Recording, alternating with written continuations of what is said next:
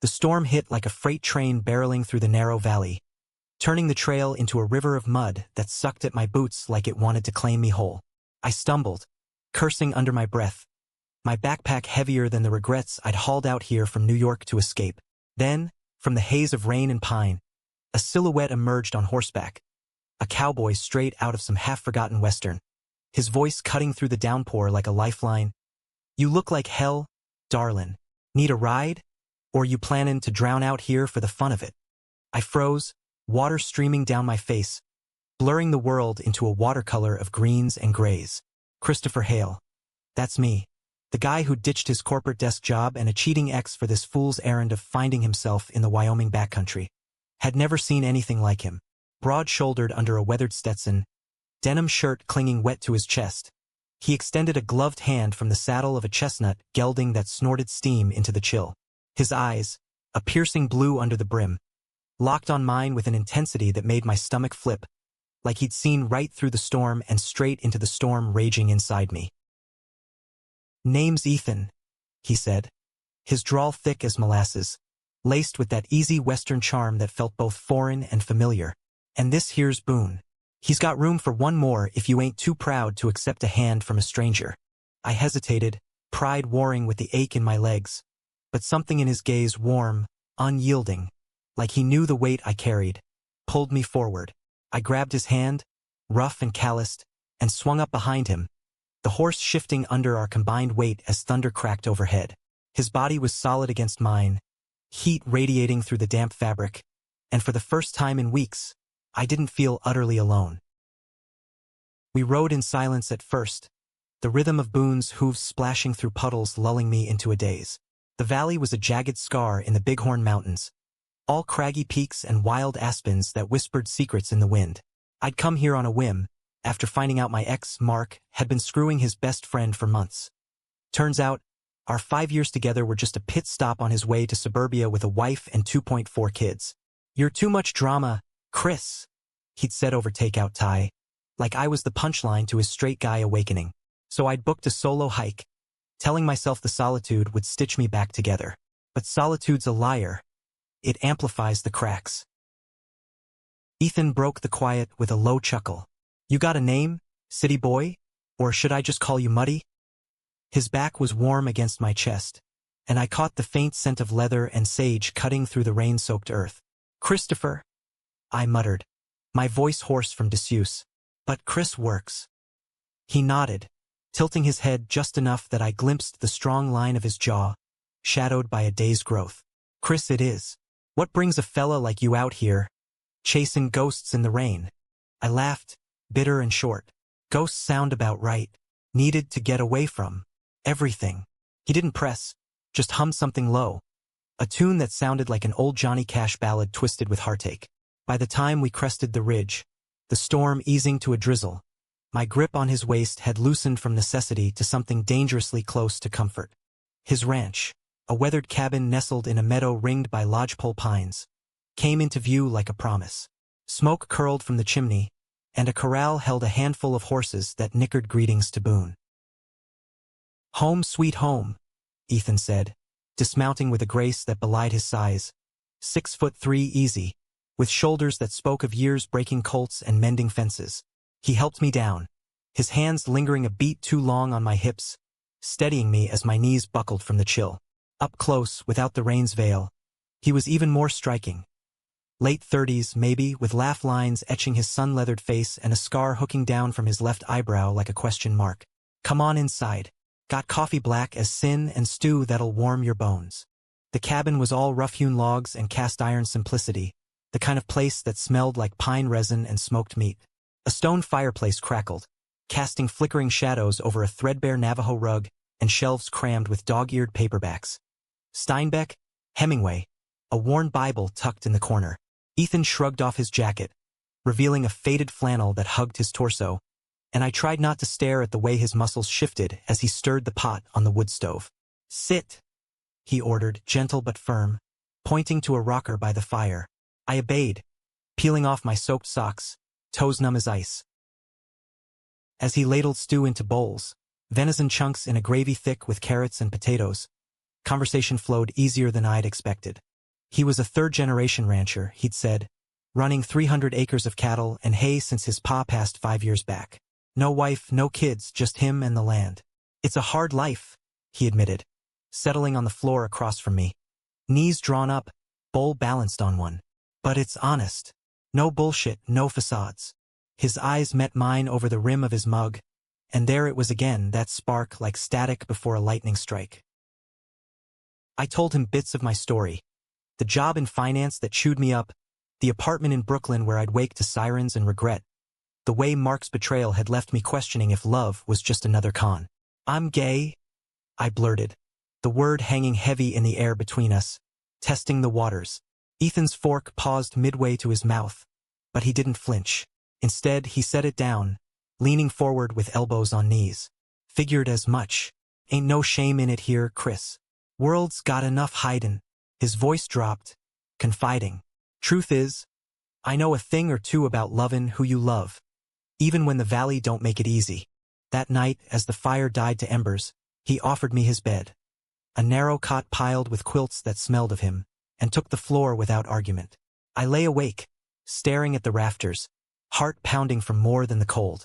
The something else unexpected? It wasn't just the horse or the shelter. It was the way his presence filled the room like sunlight through storm clouds, making me wonder if redemption could come wrapped in denim and a drawl. Dawn broke over the bighorns in a blaze of pink and gold, painting the meadow in hues that made the world feel newborn. I woke to the sizzle of bacon and the rich aroma of coffee brewing on the stove, Ethan's silhouette backlit in the window as he flipped strips in a cast-iron skillet. Rise and shine, cowboy, he called without turning, that grin in his voice pulling me upright like a magnet. My body ached from the hike and the unaccustomed saddle, but it was a good ache, the kind that reminded you were alive. We ate at a scarred pine table, knees brushing under it in the cramped space, trading stories over plates piled high. He spoke of branding season, the burn of the iron and the camaraderie of the crew under starlit skies. I countered with tales of subway crushes and rooftop parties where the skyline glittered like fool's gold. Laughter came easy, loosening the knot in my chest I'd carried for months. You got a fire in you, Chris, he said, wiping his mouth with the back of his hand, eyes crinkling at the corners. City might have dimmed it, but it's there. After breakfast, he saddled Boone and a mare named Sage, insisting on showing me the backcountry trails that snaked through his land. Can't let you head out without seeing the real Wyoming, he said, tossing me a spare hat. His paws he mentioned offhand, the brim soft from years of wear. We rode side by side, the horses picking their way over rocky outcrops dotted with wild columbine and mule deer grazing in the underbrush. The air was crisp, laced with the tang of sagebrush, and for stretches, we rode in companionable silence, the only sounds the creak of leather and the distant call of a red-tailed hawk. It was on a bluff overlooking a hidden alpine lake, water so clear it mirrored the clouds like glass, that the dam broke. We tethered the horses to graze, and I skipped stones across the surface, each plink echoing my restless thoughts. Ethan leaned against a boulder, arms crossed, watching me with that quiet intensity. Spill it, he said finally. Whatever's eaten at you. I can see it in your throw. Too much force, not enough grace. I sank onto the grass, knees to chest, the words tumbling out like rocks down a slope. The betrayal with Mark wasn't just sex. It was erasure. He made me feel like loving him, loving me was a phase, like I was defective for wanting more than bro-dude hangs and side glances. My voice cracked, and I hated it, the vulnerability raw as a fresh bruise. Ethan slid down beside me, close enough that our shoulders touched, a solid anchor. Ain't defective, Chris. World's full of fools who run from truth, 'cause it's easier than fasten it. But you're out here, fightin' for yours. That's courage, pure and simple. His hand found mine then, fingers intertwining with a gentleness that belied his rough exterior. I turned, breath catching at the softness in his blue eyes, the way the wind tousled his dark curls beneath the hat. Our kiss was inevitable like the pull of gravity. Slow at first, tentative, tasting of coffee and salt. Then deeper, his free hand cupping my neck, thumb tracing my jaw as if memorizing me. It was fire and rain, passion born of isolation, and in that moment, with the lake lapping at our feet, I felt seen. Truly, bone-deep seen.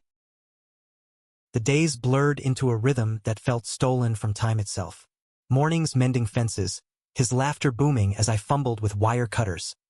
Afternoons riding the fence lines, sharing secrets in the saddle's sway.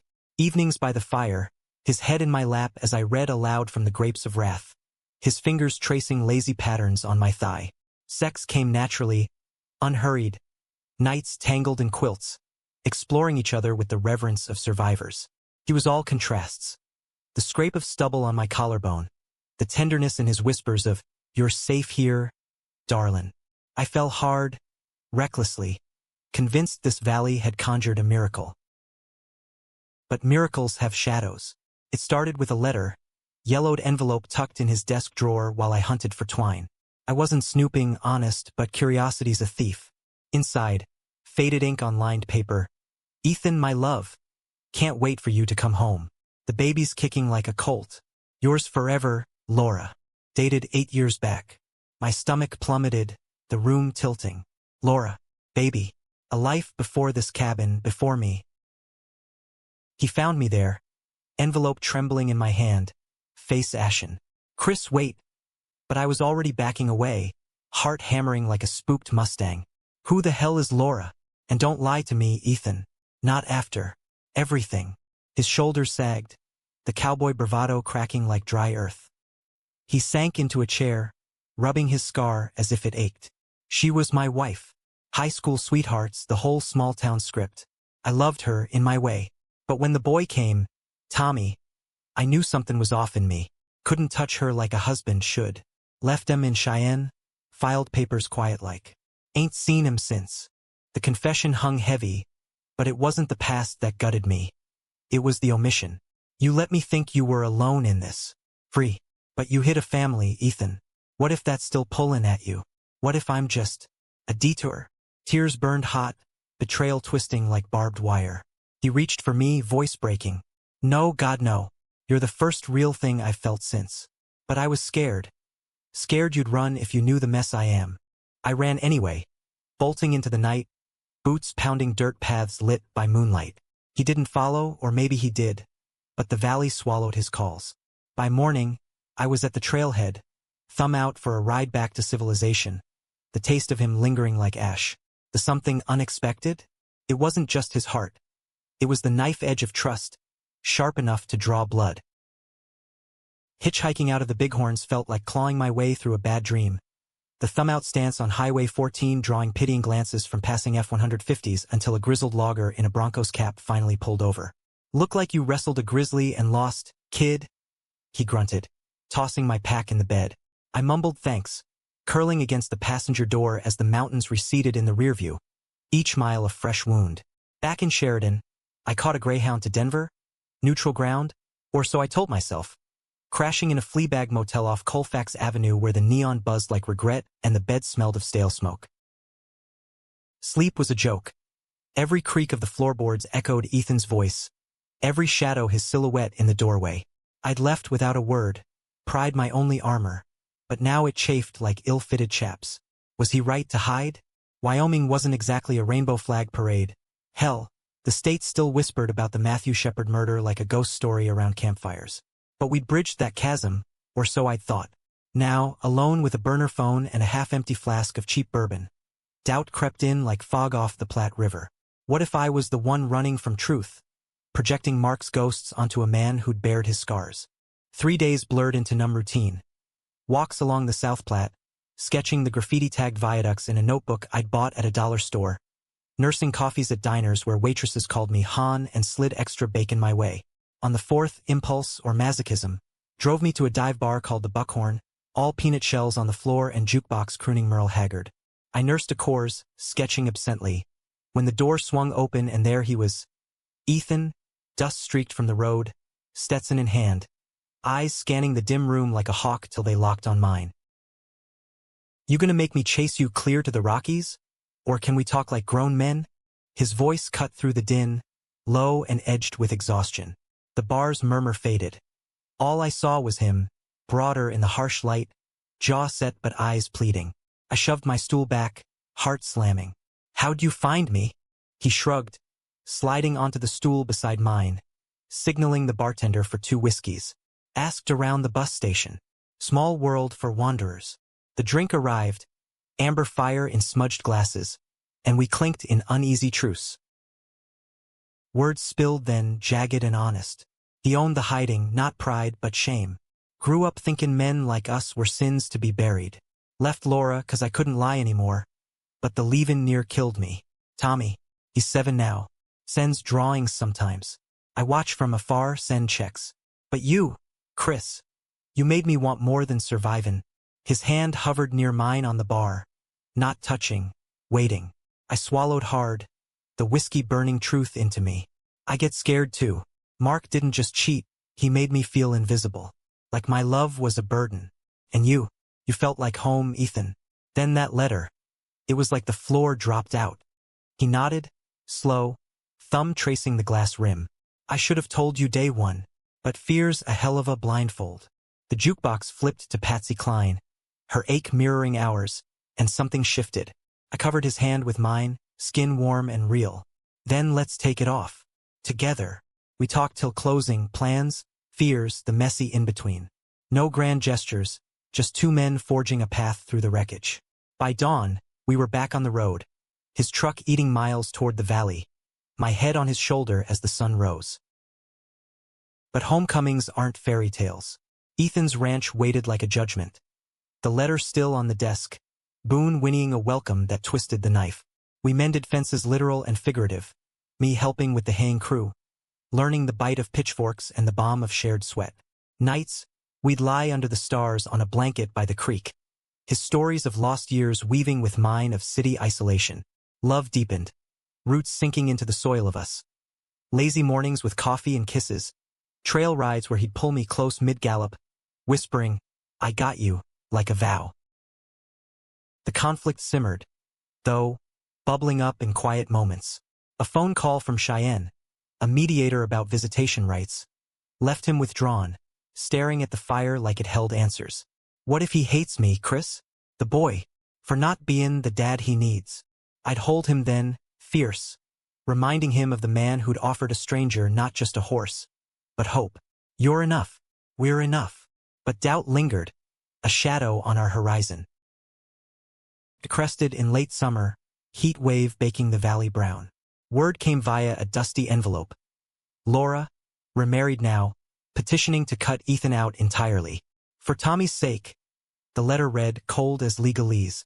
He crumpled it, hurling it into the flames, face a mask of fury and grief. She always knew, deep down, used it against me in the divorce. Now this, erasing me like I was never there. I found him later by the corral, currying Boone with strokes too hard, too angry. Ethan, talk to me. He whirled, eyes wild. What if she's right? What if I'm poison, to him, to you? Runnin' this place, hidin' who I am. It's a half-life. The accusation stung, aimed inward but glancing off me. You're not poison. You're the man who pulled me from the storm. But you gotta fight for this, for us, or it'll eat you alive. He deflated, currycomb dropping, and pulled me into a crushing embrace, sobs muffled in my neck. That night, we made love with desperate urgency, reclaiming each other against the tide of loss. Fall swept the bighorns in a riot of crimson and gold, aspens shivering like flames against the evergreens. Ethan and I threw ourselves into the harvest, baling hay till our hands blistered, branding strays under skies bruised with twilight. It was labor that bound us tighter, sweat and soil forging intimacy deeper than words. Yet the petition loomed, a specter in lawyers' stationery, forcing Ethan to confront the fragments of his past. He hired a Sheridan attorney, a no-nonsense woman named Rita with a buzz cut and a rainbow pin on her lapel. Wyoming's got teeth, but so do we, she'd said, filing countersuit for joint custody. The hearings dragged through October, courtrooms in Buffalo smelling of polished oak and stale coffee. Ethan testified in a starched button-down that choked him, voice steady as he recounted the years of silence, the ache of absence. I ain't a skin to rewrite history, Your Honor. Just a chance to be part of his future. Laura's side painted him as the villain, unreliable drifter, unfit father. Her new husband a pillar of PDA normalcy. I sat in the gallery, hand clenched in my pocket, heart pounding as her eyes flicked over Ethan with something like pity or triumph. Between sessions, we'd escape to the cabin, where I'd draw him baths scented with pine soap, massaging knots from his shoulders while he vented. She looked happy, Chris. Settled. Maybe I am the wrecking ball. I'd counter with facts. Fierce. The drawings Tommy sent, crayon scrawls of horses and daddy in block letters. The way Ethan's voice lit up recounting foaling seasons he wished his son could see. You're his first hero. Don't let her steal that. Our love became refuge. Passionate. Affirming nights where bodies spoke what fears silenced. His murmurs of stay with me. A litany against the storm. Crisis peaked mid-November. A mediation session unraveling into shouting matches behind closed doors. Ethan stormed out, face ashen, slamming the truck door so hard the window rattled. It's over. Judge leaned her way, supervised visits only if that. Says my lifestyle. That's code for you and me. Might confuse the boy. The word lifestyle landed like a slap, reducing our bond to deviance. He drove us into the hills, tires spitting gravel, till we hit a pullout overlooking the valley where it had all begun. Snow flurries danced in the headlights, the world below a quilt of white and shadow. I grabbed his arm as he killed the engine, silence roaring. This isn't the end, Ethan. It's a battle. He laughed, hollow. Battle? I'm 40 next spring, Chris. Tired of fightin' for scraps. Betrayal flashed. Not mine, but the system's. The town's veiled judgments whispered at the feed store. You think I don't get it? Hiding in plain sight. Loving a man in a place that'd sooner lynch us than understand. My voice rose, raw. But we don't hide. Not from each other. That's what makes us strong. He turned, eyes stormy, and yanked me across the bench seat, kiss bruising with desperation. Then prove it. Stay. Build this with me. Ranch, family, all of it. Tommy could come around, summers maybe. We could adopt, make our own. The plea hung, vulnerable as exposed roots. I pulled back, breath ragged, the weight of forever pressing. New York tugged faintly, old friends, unfinished sketches, but it paled against this. The man who'd offered horse and heart, the valley that had birthed our story. I will, I whispered, sealing it with a touch. We drove back transformed, resolve hardening like frost on the windshield. Winter blanketed the ranch in peace, holidays strung with lights on the porch and a Charlie Brown tree felled from the woodlet. Christmas Eve, Ethan knelt by the fire, a small box in his calloused palm. Not a ring, but a braided leather bracelet etched with our initials intertwined. Ain't much, but it's a promise. To hike these trails together, storms and all. Tears pricked as I fastened it, our foreheads touching in the glow. Spring brought thaw and vindication. Rita called, settlement reached. Joint custody, weekend starting summer, no lifestyle clauses. Tommy arrived hesitant, a gangly 7-year-old with Ethan's blue eyes and Laura's freckles, clutching a backpack like a shield.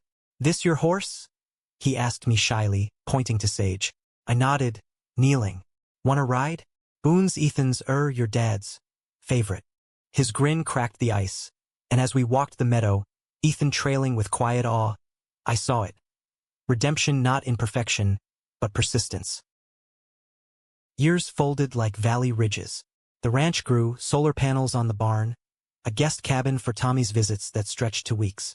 I illustrated children's books from the kitchen table, cowboys and dreamers in watercolor, Ethan posing with exaggerated scowls. Love evolved, seasoned. Arguments over fence lines dissolving into laughter, quiet anniversaries under the same bluff where we'd recommitted. One autumn dawn, hiking the original trail, muddy boots, backpacks light, we paused at the spot of our meeting. Snow-capped peaks framed us, eternal. Offered you my horse that day, Ethan said, arm around my waist. And my heart without knowing it.